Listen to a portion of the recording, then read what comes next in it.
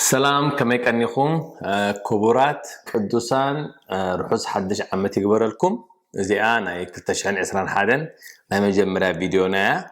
كافتنا بقدامي جمركو تمرتي بزعبانا منقسته سماعات تمرتي مقد سألتاك خووني مالتيو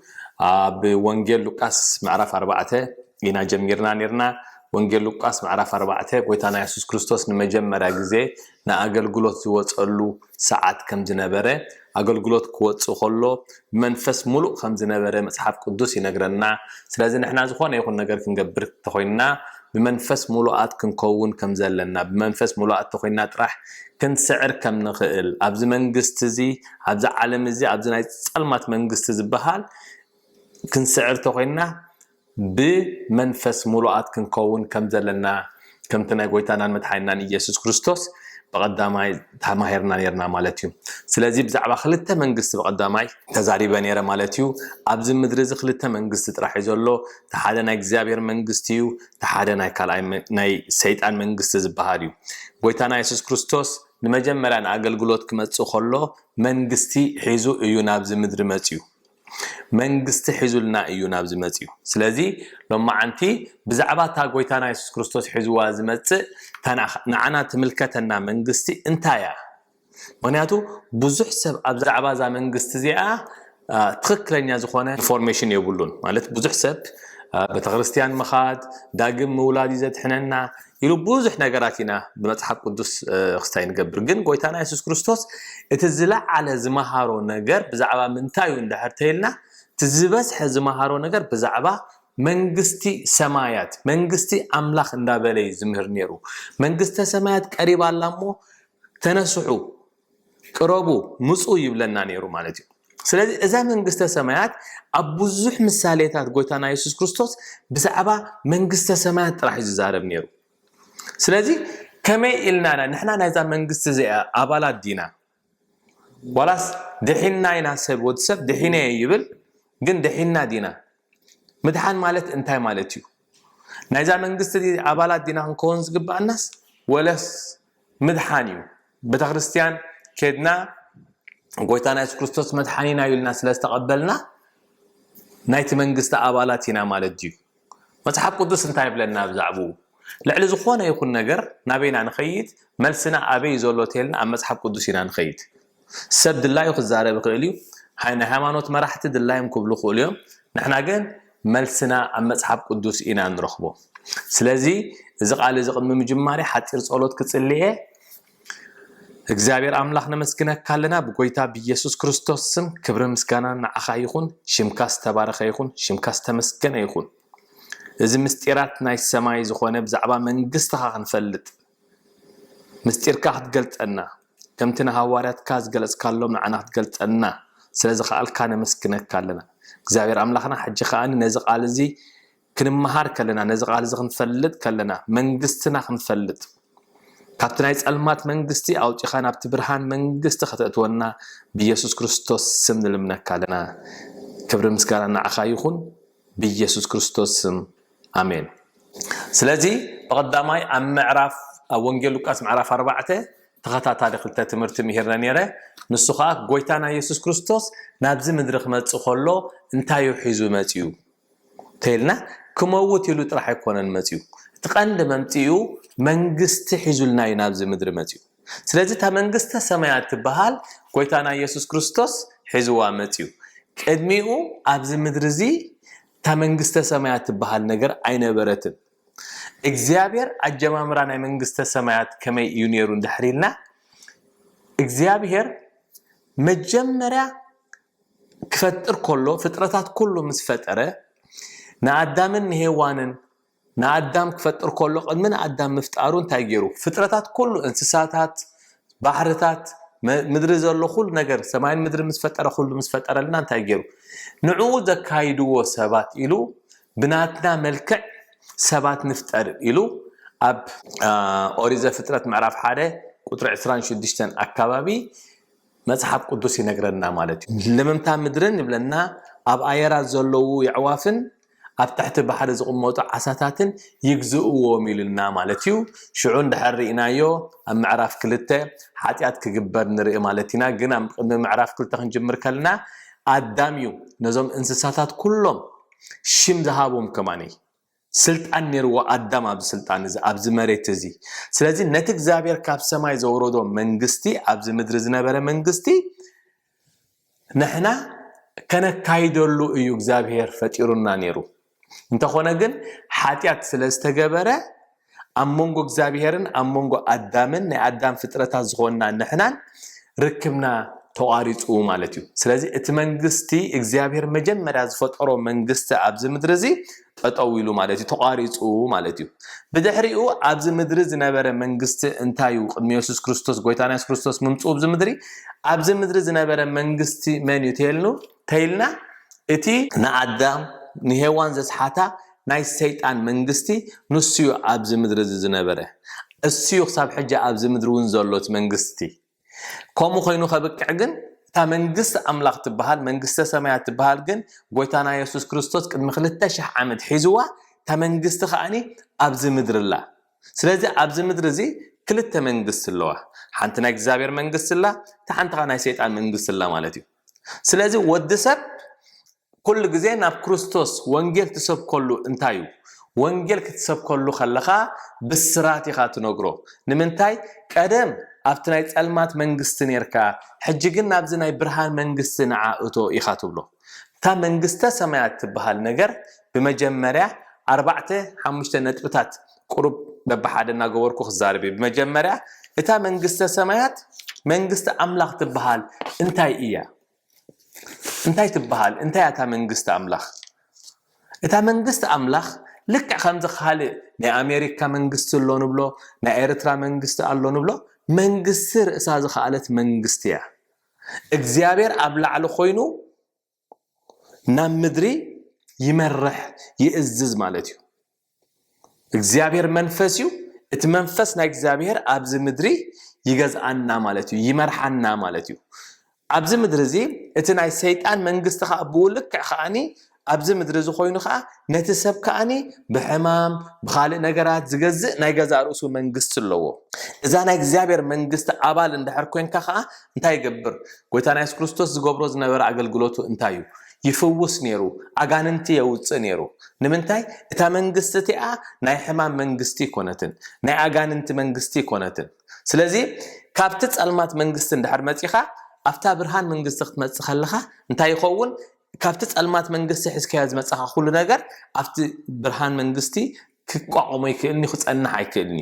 ስለዚ ወዲ ሰብ ናብ መንግስቲ ምስ ቀየርካ ኢኻ ነገራት ክቅየረልካ ዝጅምር ማለት እዩ ስለዚ ሎማዓንቲ እታ መንግስቲ እቲኣ እንታይ እዩ እግዚአብሔር ንምንታይ ካልኣይ መንግስቲ ኣድልይዎ ተይልና ከምቲ መጀመርያ ኣብ ምድሪ ዝፈጠሮ መንግስቲ ብኣዳም ምክንያት ብሓጢኣት ምክንያት እንታይ ኮይኑ እቲ መንግስቲ ተቋሪጹ እቲ ርክብ ተቋሪጹ ማለት እዩ ሽዑ እግዚአብሔር ሓድሽ ሰብ ጀሚሩ ማለት እዩ ንመን ብሓደ አብርሃም ነብርሃም ፀዊዕዎ በአብርሃም ንይስሐቅ ወሊዱ በይስሐቅ ገይሩ 12 ንያዕቆብ ወሊዱ በያዕቆብ 12 ተወሊዶም ማለት እዮም ድሕራይ ንሳቶም ንግብጽ ኸይዶም ንብዙሕ ዓመታት ኣብ ግብጽ ኸይዶም ድሕሪ 430 ዓመት መግዛእቲ እንደገና ተመሊሶም ኣብዛ ዓለም እዚ ንእግዚአብሔር ዘምልኽ ሰብ ኣይነበረን እዞም እስራኤላውያን ድሕሪ 430 ዓመት ልዕሊ 3 ሚልዮን ኮይኖም ካብ ግብጽ እንደገና በባሕሪ ኤርትራ ገይሮም አሳጊርዎ እግዚአብሔር ኣብቲ መሬት ኣቀሚጥዎም ማለት እዩ ስለዚህ እዞም ህዝብ እዚኦም ጥራሕም ናይ እግዚአብሔር ህዝብ ነይሮም እስራኤላውያን እግዚአብሔር ንጉስና እዩ ኣብ ኦሪት ዘጸአት ምዕራፍ 15 ካብ ቁጥሪ 1 ክሳብ 10 ዘሎ እንደሐሪናዮ እስራኤላውያን ንመጀመሪያ ግዜ ካብ ፈርዖን ሃዲሞም ናፍቲ እግዚአብሔር ዘዳለወሎም ቦታ ምስተሳገሩ እግዚአብሔር ንጉስና እዩ አምላኽና እዩ ኢሎም ከምልኽዎ ከለዉ ንርኢ ስለዚህ እግዚአብሔር ናይ መጀመሪያ ንጉስ ኮይኑ ኣብ ምድሪ እዚ ይመርሕ ነይሩ ንእስራኤላውያን ግን እስራኤላውያን ከንታይ ገይሮሞ ንእግዚአብሔር እንደገና ኻኒ ከምታ አዳም ዝኻሓዶ አዳምን ሔዋንን ዝኻሓድዎ እንደገና እስራኤላውያን ካን እግዚአብሔር ክሕዶሞ ምክንያቱ እቲ እግዚአብሔር ዝበሎም ቦታ ከውርሰኩም ዝበሎም ቦታ ኣብ እግዚአብሔር ዘይምትእምማን ገይሮም ንእግዚአብሔር ገዲፎም ካልእ ጣዖት ከምልኹ ጀሚሮም ጎረቤቶም ዝነበሩ ከነአናውያን ንዖም ክመስሉ ጀሚሮም መጽሓፍ ቅዱስ ብሙሉእ ተሪእናዮ እንታይ ዝብለና ኃጢአት ክስራሕ ከሎ እዩ ዝነግረና እስራኤላውያን ኃጢአት ይገብሩ እግዚአብሔር ካን እንታይ ይገብሮም ነይሩ ይቆጽዖም ነይሩ ምክንያቱ እትርክቦም ልክ ከምዚ ናይ ሰብኣይን ናይ ሰበይትን ነይሩ ከምዚ ተገርኩም ኣነ ከዓ ከምዚ ክገብረልኩም እየ ከምዚ ተገርኩም ኃጢአት ተገርኩም ኣነ ከዓ ክቀጽዓኩም እየ እናበለ እዩ እግዚአብሔር እትርክቦም ነይሩ ማለት እዩ ስለዚ መንግስቲ ኣብዚ ምድሪ መጽዩ ዳሕራይ ኣብ ኢሳይያስ ምዕራፍ 52 እንዳሕራ አንቢብና ሽዑ እስራኤላውያን ክዝምሩሉ ከለውን እግዚአብሔር ንርኢ ሽዑ ኣብ ቁጥር 6 ቁጥር 7 እንታይ ይብል ንእግዚአብሔር አምላኾም ከም ዝኾነ እግዚአብሔር ከዓ ውላደይ ክትኮኑን ኢኹም ኣብ መጨረሻ መራሒ መድሓኒ ክገብረልኩም እየ ኢሉ ክዛረብ ከሎ እግዚአብሔር ንርኢ ማለት እዩ ሽዑ ኣብ ትንቢት ኤርምያስ ምዕራፍ 31 ካብ ቁጥር 29 ጀሚርና ክሳብ 33 ዘሎ እንታይ ኢሉ እግዚአብሔር ኣብ መጨረሻ ኺዳን ከኣቱ ከሎ ኃጢአት ስለ ዝበዝሐ ብግብሮም ዋላ ሓንቲ ነገር ንእግዚአብሔር ክሕግስዎ ስለ ዘይከኣሉ እግዚአብሔር ኩሉ ግዜ ናብኦም ይመጽእ ነይሩ ሳቶም ከ ካብኡ ይርሕቁ ነይሮም ኃጢአት ይገብሩ ስለዚ መጨረሻ እንታይ ኢልዎም ልብኹም ክቕይረልኩም ኢልዎም እታ ትመጽእ መንግስቲ ናይ ልቢ መንግስቲ ምዃና ነጊርዎም ናይ ዓሌት መንግስቲ ይኮነትን እስራኤላዊ ስለ ዝኾንካ ጥራሕ ተቐበለካ መንግስቲ ዘይኮነት ናይ ልቢ መንግስቲ ስለዚ ነታ ናይ ልቢ መንግስቲ ንጉሳ መን ይኹን ተተባሃለ ካሽዑ እግዚአብሔር ታጊሩ ከም ልበይ ዝበሎ ንዳዊት ናይ ዳዊት ኪንግደም ወይ ድማ ናይ ዳዊት ንጉስ ክኸውን ኣለዎ ኢሉ ከም ናይ ዳዊት ንጉስ መሪጽዎ ንምንታይ ዳዊት መሪጽዎ ምስቲ ኩሉ ኃጢአት ዝገብሮ ዝነበረ ልቡ ፈትይዎ ምክንያቱ እታ መንግስቲ እዛ መንግስቲ ኣምላኽ እዚኣ ናይ ልቢ መንግስቲ ስለ ዝኾነት ማለት እዩ ስለዚ እግዚአብሔር ንምንታይ ካልኣይ መንግስቲ ደልዩ እንድሕሪልና መጀመርያ መንግስቲ በአዳምን ብሔዋንን ኃጢአት ተሪፉ ማለት እዩ እቲ ካልኣይ መንግስቲ ሽዑ ጎይታና ኢየሱስ ክርስቶስ ናብዚ ምድሪ ሒዙ መጽኡ ቅድሚ ጎይታና ኢየሱስ ክርስቶስ ሒዙ ምጽኡ ግን እግዚአብሔር በቲ ኃጢአቶም ኣነ ባዕለይ ልብኹም ነቲ እምኒ ዝኾነ ልብኹም ባዕለይ ክቕይረልኩም እየ መንፈሰይ ከፍስሰልኩም እየ ይብል ነይሩ ማለት እዩ እግዚአብሔር ኣብ ትንቢት ሕዝቅኤል ምዕራፍ 36 ቁጥር 25 ቁጥር 26 ቁጥር 27 እንዳሕራ አንቢብናዮ ልክ ኸምኡ ዝብለና እቲ እምኒ ዝኾነ ልብኹም ኣነ ባዕለይ ብመንፈሰይ ገይረ ክቕይረልኩም እየ ንስኻትኩም ብትገብርዎ ዘይኮነስ ኣነ ብዝገብሮ ነገር ኢኹም ናብ መንግስተይ ተኣትዉ ይብል ነይሩ ማለት እዩ ስለዚ ብሉይ ኪዳን ኩሉ ናብ ጎይታና ኢየሱስ ክርስቶስ እዩ ዝወስደና ነይሩ ማለት እዩ ስለዚ ጎይታና ኢየሱስ ክርስቶስ ኣብዚ ምድሪ ዝኽመጽእ ከሎ እንታይ ሒዙልና መጽኡ መንግስቲ ሒዙልና መጽኡ ናይዛ መንግስቲ እዚኣ ኣባል ክንከውን እዩ ጎይታና ኢየሱስ ክርስቶስ ዝደልየና ናብዛ መንግስቲ እዚኣ ሰብ ልክዕ ከምዚ ካብ ኤርትራ ሕጂ ኣብ ኣሜሪካ ተቐመጥቲ ኮይንካ ንሓውኻ ንሓፍትኻ ትኬት ሰዲድካ ስፖንሰር ትገብሮ ተምጾ ከምኡ ልክዕ ኢኻ ወንጌል ማለት ናብዛ መንግስቲ እዚኣ ከመይ ጌርና ሰብ ነምጽእ እሱዩ ናይ ሓደ ወንጌል ብስራት ማለት ንሱ እዩ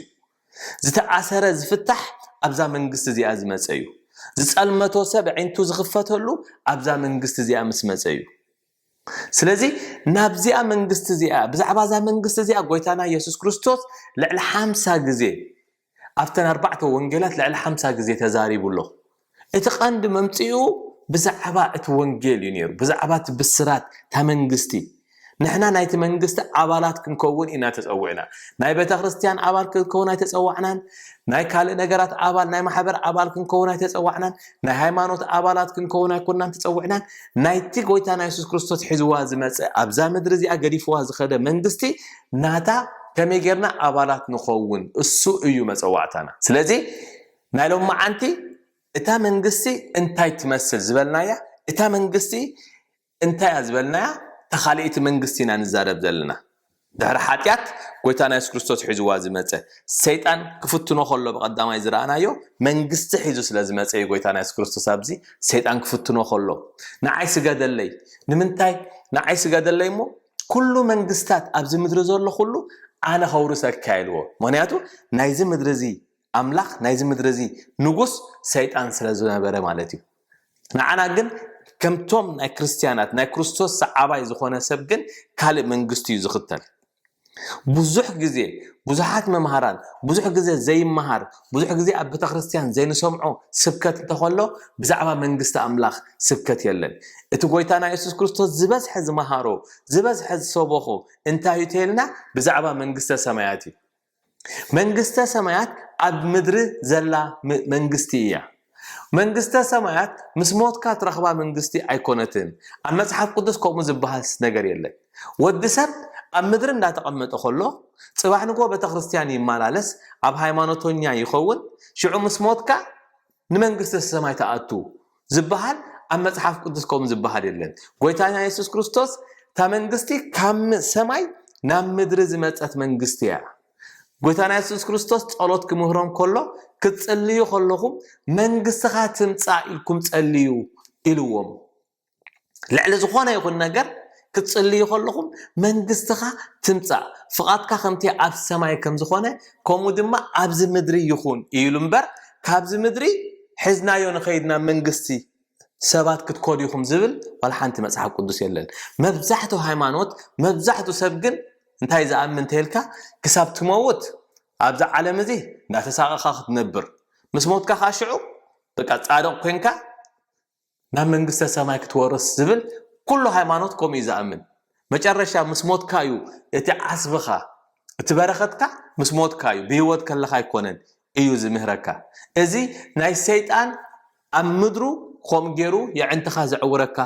كم عينة تحسس واز قبل كان أي سيد عن منجستيو مهنياتو كم زبها المنجست سمايات كويتانا يسوع كريستوس يتهز موت الله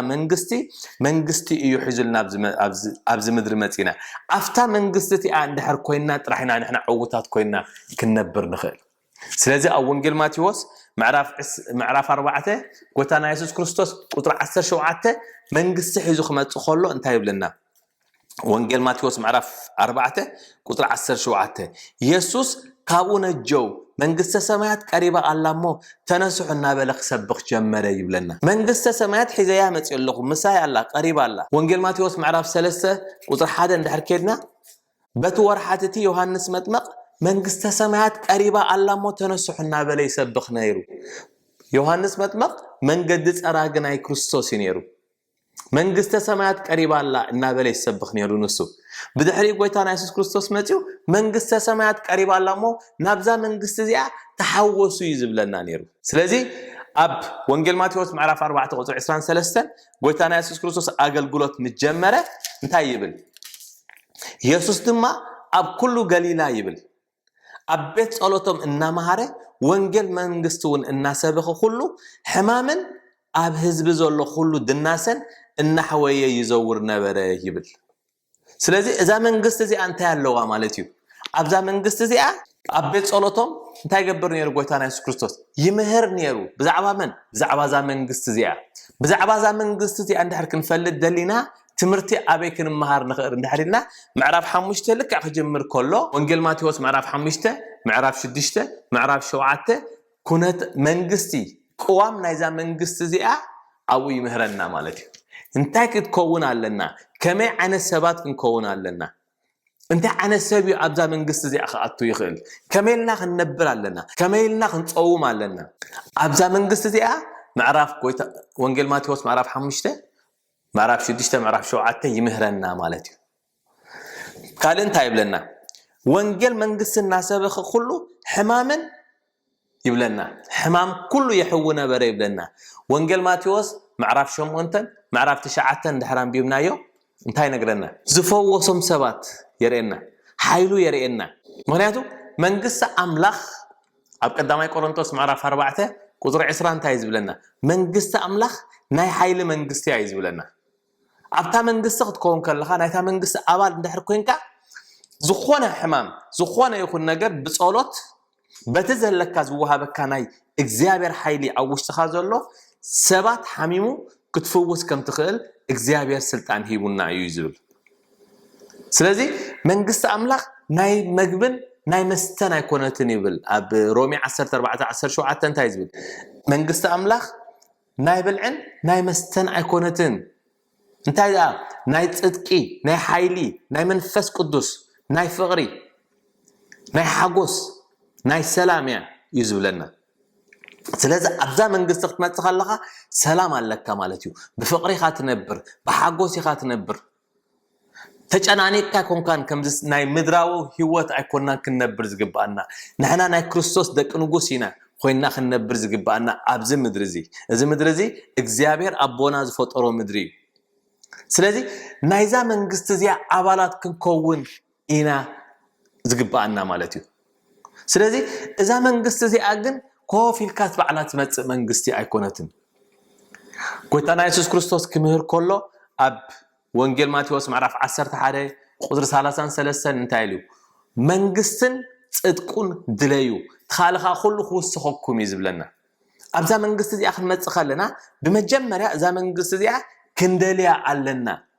ደላይ የድልያዩ እዛ መንግስቲ እዚኣ ባዕላይ ትመጸካና እዛ መንግስቲ እዚኣ ናብዛ መንግስቲ እዚኣ ክትሕወስ ትኾንካ ብድሌትካ ክትሕወስ ምክንያቱ ናይ እግዚአብሔር መንግስቲ ብሓይሊ ብምፍርራሕ ዝገብር መንግስቲ ይኮነትን ዝሕውሰካ መንግስቲ ይኮነን እንዳታለለ ከምዚ ናይ ሰይጣን መንግስቲ ንህዋንን ኣዳምን ንህዋንን ኣታሊሉ ኣምናቱ መንግስቲ ዘእተወና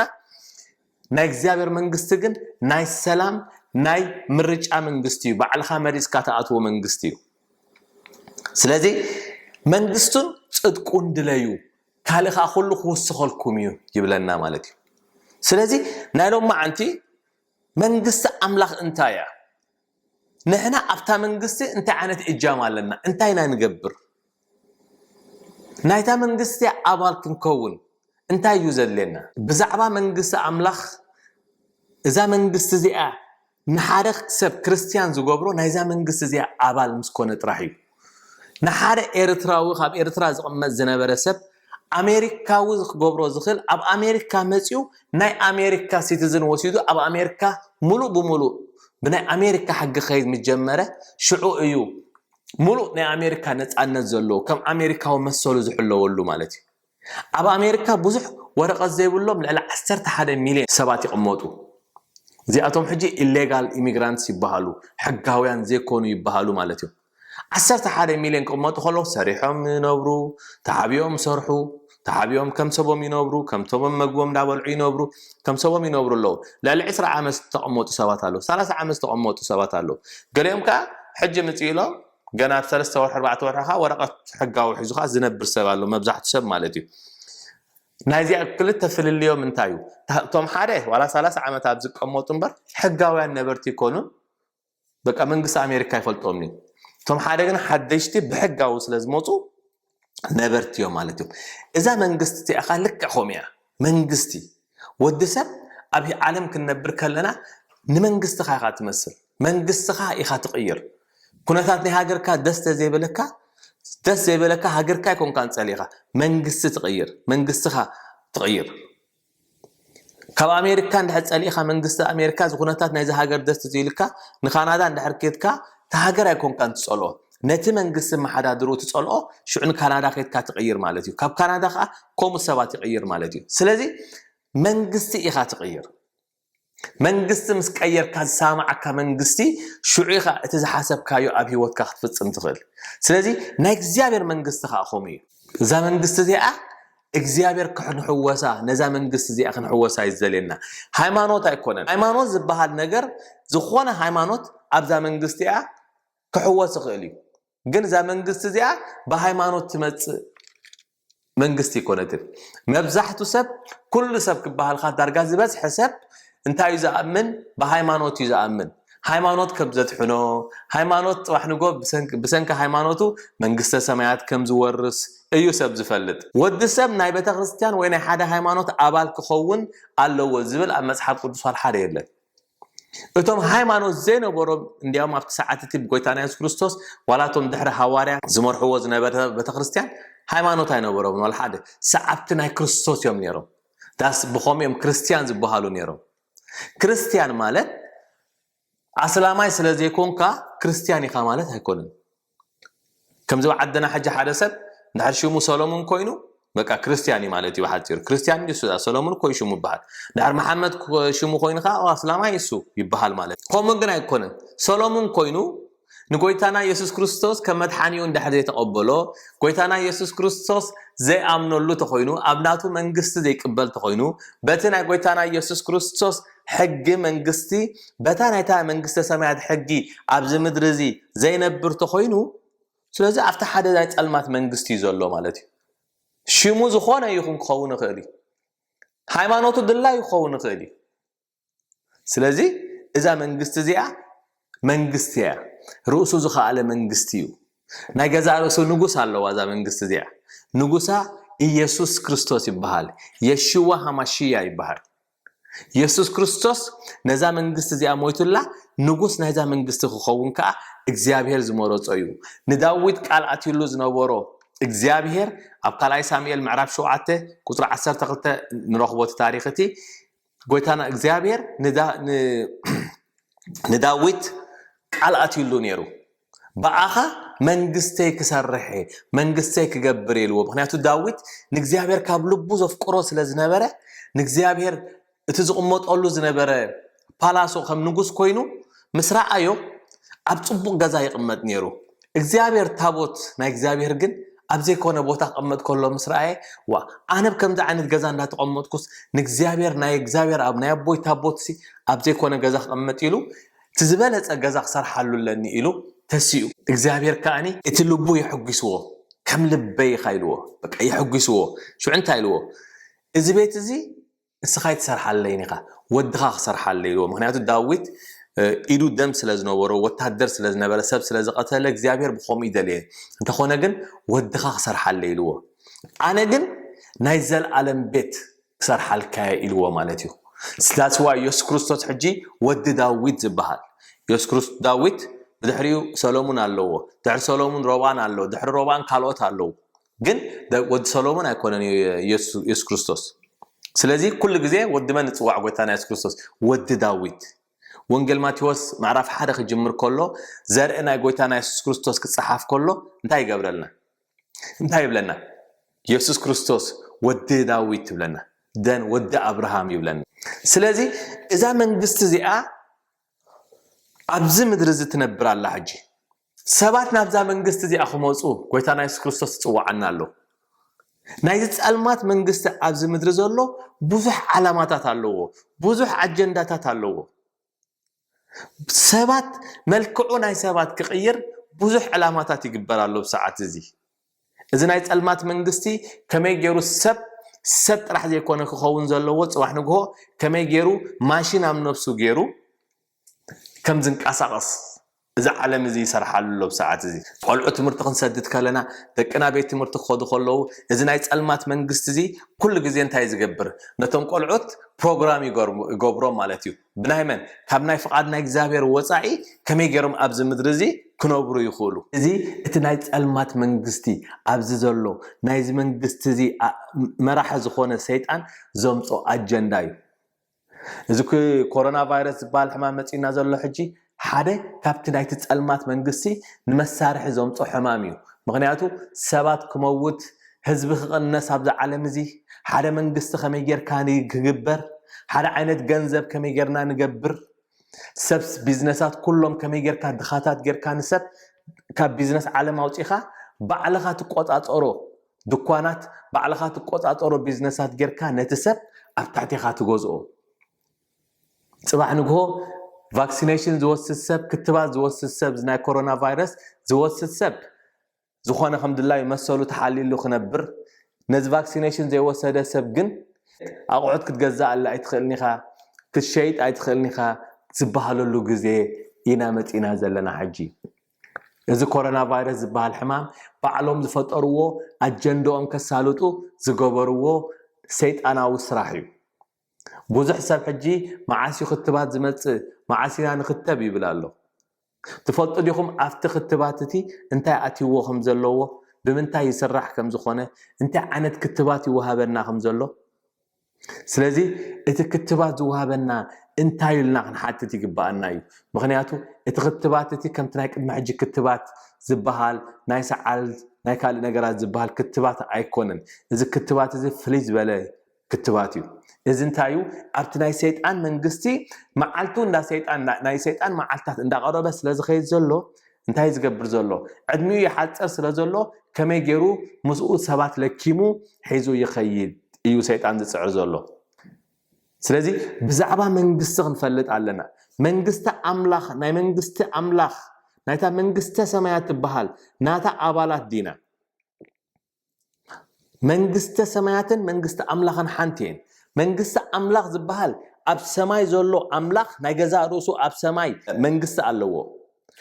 እቲ ካብ ሰማይ ዝመፀ ናብ ታሕቲ ዝመፀ ጎይታና ኢየሱስ ክርስቶስ ሒዝዎ ዝመፀ መንግስቲ ሰማያት ይበሃል ምክንያቱ እቲ መንግስቲ ጎይታና ኢየሱስ ክርስቶስ ካብ ሰማይ ሒዝዎ መፅዩ ስለዚ ብዙሕ ግዜ መንግስቲ ሰማያትን መንግስቲ ኣምላኽ እንታይ ፍልልዩ ገለ ክትብል ከል እንዳሕር ኮንካ መንግስቲ ኣምላኽ ማለት ኣምላኽ ኣብ ሰማይ ስለ ዘሎ ሕጂ ኣብ ላዕሊ ስለ ዘሎ እሱ ሒዝዎ ዘሎ ኣብኡ ናይ ገዛ ርእሱ መንግስቲ ኣለዎ እቲ መንግስቲ እቲ ሕጂ ጎይታና ኢየሱስ ክርስቶስ ኣብ የማናይ ኢዱ ኮፍ ኢሉሎ ይብለና መጽሓፍ ቅዱስ ስለዚ እቲ መንግስቲ ርእሱ ዝኸኣለ መንግስቲ እዩ ካብኡ ዝመጽእ ኣመሓዳድራ ኣብዚ ምድሪ ከዓ መንግስተ ሰማይ ይበሃል ስለዚ ሓደ ሰብ ስለዝሞት ከሎ መንግስተ ሰማይ የዋርስካ ተልካዮ እቲ ሰብ መንግስተ ሰማይ ክወርስ ኣይክእልኒ ምክንያቱ መንግስተ ሰማይ ኣብ ምድሪ ከለካ ኢኻ ትወርሳ ምስ ወረስካያ ሽዑ ምስ ሞትካ ኣብቲ መንግስቲ ኣባል ናይቲ መንግስቲ ኢኻ ኦልሬዲ ስለዚ ምውራስ ኣይድለካኒ ኦልሬዲ ወሪስካ ኢኻ ምድሪ ከለካ ስለዚ እዚ ትምህርቲ እዚ መጽሓፍ ቅዱስ እዩ ዘሎ ኣብ መጽሓፍ ቅዱስ እዩ ዘሎ ወዲ ሰብ ምስ ሞትካ ኢኻ መንግስተ ሰማይ ትወርስ ዝብል ቃል ፈፂሙ መጽሓፍ ቅዱስ የለን ግን ኩሉ ሃይማኖት ከምኡ እዩ ዝኣምን ኩሉ ሰብ ክርስቲያን ዋላ ዝበሃል በቃ ድሓን ምስ ሞትና ድሓን ኣብዚ ምድሪ እዚ ድሓን ይትሶኬ ደካ ኣብዚ ምስ ሞትና እግዚአብሔር ቀበለና ይ መንግስተ ሰማያት ኢና ንወርስ ምክንያቱ ጎይታና ኢየሱስ ክርስቶስ ከም መድሓኒና ጌርና ኣብ ቸርች ኸይድና ተቀቢልና ጌርና ሓደ መዓልቲ ስለዚ ሎማ ዓንዲ በቃ ድሕሪ ሕጂ ሞት ጥራሕ ዋላቶ ሞት ክብዛ ዓዲ እንታያለና ኣነ መንግስተ ሰማይ ከኣቴ ምክንያቱ ጎይታና ኢየሱስ ክርስቶስ ተቀቢለየ እንዲ የብለካ ኖ ጎይታና ኢየሱስ ክርስቶስ እንታይ ዓይነት መንግስቲ ከም ተቀበልካ ናይ ብሓቂ ዲኻ መንግስቱ ዘለኻ እንድሕር ክትፈልጥ ደሊኻ ፓስተር ኣይትስማዕ ቸርች ኣይትስማዕ ካልእ ኣይትስማዕ all have እንታይ ካ ክትገብር ዘለካ መጽሓፍ ቅዱስ ገንፂልካ ወንጌል ማቴዎስ ምዕራፍ 5 ንንብብ ወንጌል ማቴዎስ ምዕራፍ 6 እንታይ ይብለና ምዕራፍ 7 ምክንያቱ ንስዩ ተሕጊ ጎይታና ኢየሱስ ክርስቶስ ሒዙልና ዝመፀ ኣብዚ ምድሪ እዚ ኣብ ወንጌል ማቴዎስ ምዕራፍ 5 ንምሳሌ ሓደ ካብቲ ዝብሎ እንታይ ኣሎ ኣይትዘሙ ይብል ኣይትዘሙ ጥራሕ ዘይኮነ ቀደም ኣይትዘሙ ይበሃል ነይሩ ሕጂ ግን እንታይ ኢሉ ንጓለን ስተይቲ በዕንትኻ ጌርካ እንድሕር ጠሚትካያ ከም ዝዘሞኻ ዝቁፀርሞ ክፍረደካ ይብል እዚ እንታይ ማለት እዩ ናይ ልብኻ እዩ ታ መንግስቲ ኣብ ልብና እያ ዘላ ኣብያ ኣላ እዛ መንግስቲ ተላ ኣብ ልብና እያ ዘላ ኣብ ወንጌል ሉቃስ ምዕራፍ 17 ቁፅሪ 20 ቶም ፈሪሳውያን እንታይ ካ መንግስተ ሰማያት ትብለና ኣብያ ዘላ እዛ መንግስተ ሰማያት ኣይንሪኣን ኢና ዘለና እሳቶም ምድራዊ መንግስቲ እዮም ዝፅበዩ ነይሮም ፅባሕ ንጎ ካብቲ ናይ ሮማውያን መንግስቲ ከውፅኦም ገለ እዮም ዝፅበይዎ ነይሮም ጎይታና ኢየሱስ ክርስቶስ ግን ብዛዕባ መንግስቲ ክምህር ምስ ዝረኣይዎ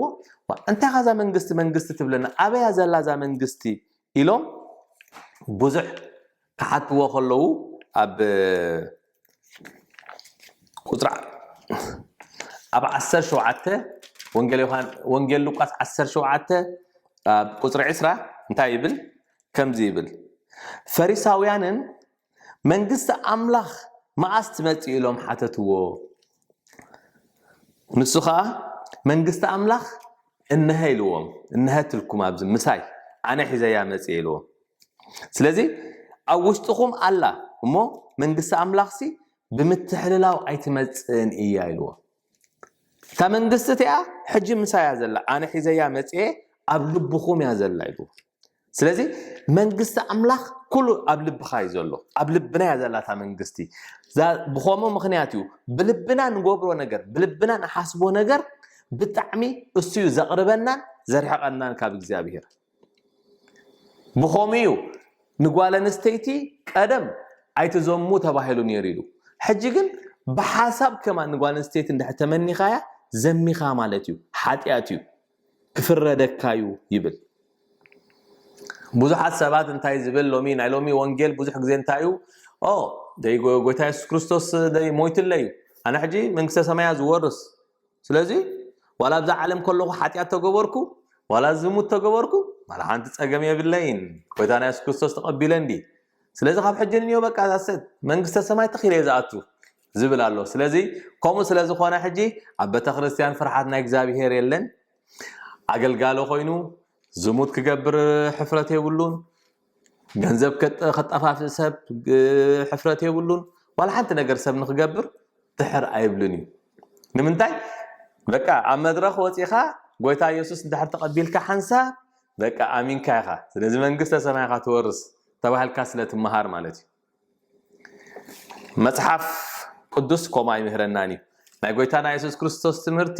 ነታ መንግስት ሒዝዋ ዝመጽእ ነታ ንጉስ ናይዛ ምድሪ እዚኣ ዝኾነና እቲ ዝመሃረና ቀንዲ ንሱ ኢና ክንሰምዕ ዘለና ናይ ሐዋርያ ጳውሎስ ትምህርቲ ካብ ጎይታና ኢየሱስ ክርስቶስ ኩሉ ኣብ ወንጌል ማቴዎስ ምዕራፍ 5 ምዕራፍ 6 ምዕራፍ 7 ዘለዋ ኩለን ዝመሃረን ኩለን ናይ ሐዋርያ ጳውሎስ ትምህርቲ ካብአን አይወጻኔ ስለዚ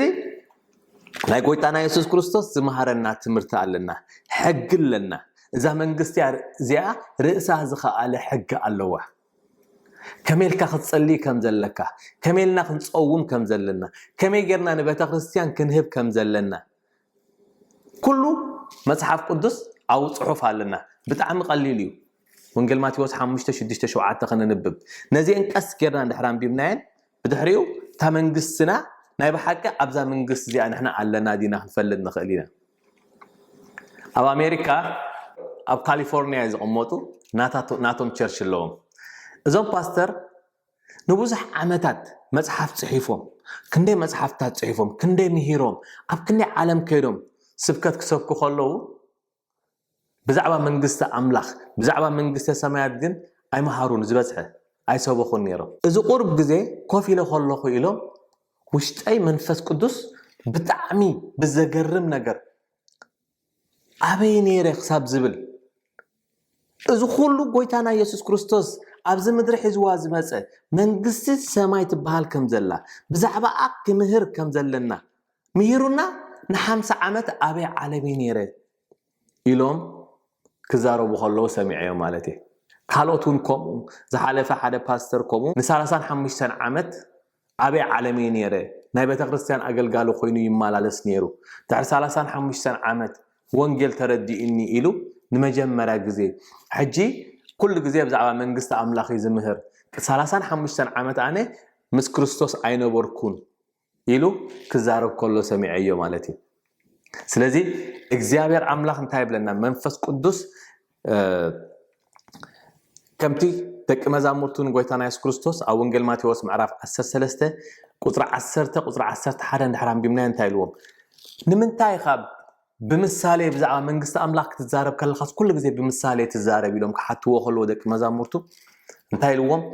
اتمستير نعاخاتكم توهيبكم يلوم نعاتهم قن اي توهبوا من يلوم سلازي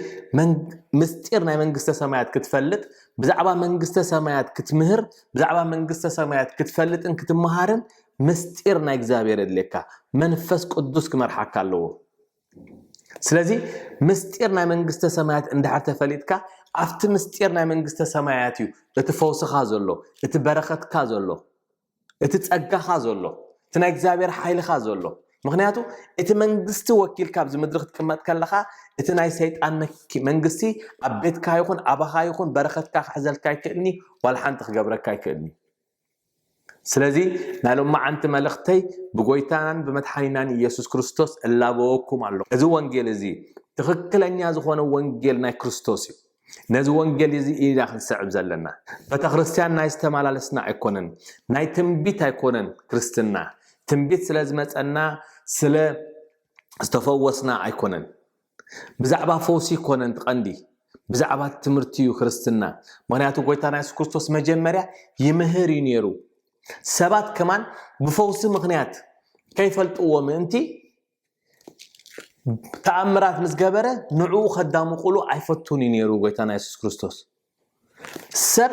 كما يجرو نافت منجست امينو يمتي زل نيرو مبر فوسريو كما تصعد لني نيرو مغنياتو توم زسعبو زنبرو بشحات قصورو يسعبو نيرو كلهم جن انتاي دليم يوم زموت ونيرم تيلنا فوس دليم يوم زموت قال يوم زحممو قال يوم ني اغان انت شجر زنبرم قال يوم زطميو قال يوم سراح زسانو سلازي غويتانا يسوع كريستوس كبارخهم سراح كوهوبهم اب عالم زترف نجر نعود دليم يوم زخدو ونيرم غويتانا يسوع كريستوس جن انتاي لو اب وانجيل ماتيوس معرف 10:3 لتحت وريدنا خلينا ننبب كلنا انتاي لوهم كلك خمتي تنبيت إساياس زتزار زبولو إلو خزارب كله مالتيو وانجيل ماتيوس معرف 10:3 انتاي يبلنا اتوم دك مزامورتو دما نابو قريبهم سلام انتاي خاب مسلاء تزاروهم زلو خابلوه مليسو بولهم مفلاط منغسته سمايات ناخاتكم توهيبو الله ناعتاتهم جن ايتوهبو من نزلوا يوهابو يمو ازيون يوسخو يو نتزيبلو تازلاتوكا يقدفوا يوم يبل نزلوا يوسخو يزبلنا እግዚአብሔር ቃል بزعبا منغست املاح اندحر አለካ ኮይኑ ይውሰኸካ اندحر ዘይብልካ ኮይንካ ነታዘለትካ ይምንጥለካ እግዚአብሔር ስለዚህ እንታይ ይብላሉ እና ረአዩስ ይብል አይሪዩን እና ሰምዑ አይሰምዑን አይስተውዕሉን እየሞ ስለዚህ በምስላ እዛረዎም አለኹ ይብል እሺ ወድሰብ እንዳራአየ አይሪኒ እንዳሰምዐ አይሰምዕኒ ልቡ ስለዘትረረ ሃይማኖቱ ከአመን ይመርጽ ወድሰብ ንሰብ ዘገድሶ ሃይማኖትዩ ንሰብ ዘገድሶ እንታዩ አቡኡ አዲዩ ይሕዋቱ እንታይ ክብሉን እዮም በዓል ክስቶ እንታይ ክብሉን እዮም በዓል ክስቶ ወንጌል እንዳሕር በትክክል መጽሐፍ ቅዱስ አንቢብካ ንሓደ ሰብ መስኪርካሉ ሃይማኖተኛ ንውዝሕ ዓመት ዝነበረ ሰብ ዋ ኣነስያስ አይቀበላኒ ዋ ቶምናትና ማሕበር እንታ ክብሉን እዮም ብሉኻ ቶምናትና ቸርች እንታ ክብሉን እዮም ካብቲ ቤተክርስትያን ከልግሱን እንዲዮም ይብል ሰብ ወድሰብ ጎይታና ኢየሱስ ክርስቶስ መንጥዩ ክዛረብ ከሎ ኣብ ወንጌል ማቴዎስ ምዕራፍ 10 ቁጥር 34 እንታይ ኢሉ ኣነ ሰይፊ ሒዜ መጽእ ዝብል ሰብኣይ ካብ ሰበይቲ ክፈሊ ውላድ ካብ ኣቦ ክፈሊ እየ መጽእ እምበር ሰላም ከምጽእ ኣይመጻኹን ዝብል ንዓይ ዝስዕበኒ እንተሎ መስቀሉ ሒዙ ዘይሰዓበኒ ነፍሱ ዘይቀበጸ አቡን አዲዩን ሓፍቱን ሓውን ሰብኣዩን ሰበይቱን ገዲፉ ዘይስዕበኒ ንዓይ ኣይበቅዕን እዩ ዝብል ንመንግስተ ኣይበቅዕን እዩ ዝብል ስለዚ ሰብ እንተኸብለኒ እዩ ጽባሕ ንጎ ከምዚ ከይብሉኒ ማሕበርና እንተኸብሉናዮም ናትና ሃይማኖት እንተኸብለና እዩ ናይ ዝበልካ ኣይኮነን መጽሓፍ ቅዱስ ከም ድላይ ካኽቶም ብቦት ክእል ኢኻ ግን ኣብቲ መጽሓፍ ዘሎ እንድሕር ዘይትገብር ኮይንካ ሰሚዕኻ ከም ዘይሰማዕኻ ሪኢኻ ከም ዘይራእኻ ዕውር ኢኻ ትኸውን ኢና እግዚአብሔር ቃል ዝብለና ስለዚ ሎም ማዓንቲ እግዚአብሔር ብመንፈሱ ክትንክፈኩም ነዚ ቃል እዚ ተንብቡ ነዚ ቃል ነዚ ቪድዮ ተከታተሉ ምሳና ኮንኩም እግዚአብሔር ባረክኩም ብጸሎት እግዚአብሔር መንፈሱ እንድሕር አቀሚጥልካ ዘይልወጥ ሰብ የለን ስለዚ መንፈሱ ከቀምጠልኩም በኢየሱስ ክርስቶስ ስም ጽልያለሁ ዝመዘሎ ፕሮግራም ብዙሕ ብዛዕባ ናይ መንግስተ ሰማያት ብዛዕባኡ ቀጻሊ ትምህርቲ ክልወና ማለት እዩ ካብዚ ብስተረፈ ሩሑስ ሓድሽ ዓመት ይግበረልኩም ደጊመ ይቀነልና ሳብስክራይብ ብምግባር ሼር ብምግባር ብጸሎት ከኣኒ ክትሕግዙና ላቦኩም ማለት እዩ ካብዚ ብስተረፈ እግዚአብሔር ባረክኩም እግዚአብሔር ገጹ ይብርሃልኩም ጸጉ ድማ ይሃብኩም እግዚአብሔር ገጹ ይምለሰልኩም ሰላሙ ድማ ይሃብኩም ብሽም እግዚአብሔር አብን ወልድን መንፈስ ቅዱስን ሓደ አምላኽ አሜን ተባረኩ እግዚአብሔር ዘመንኩም ይባረክ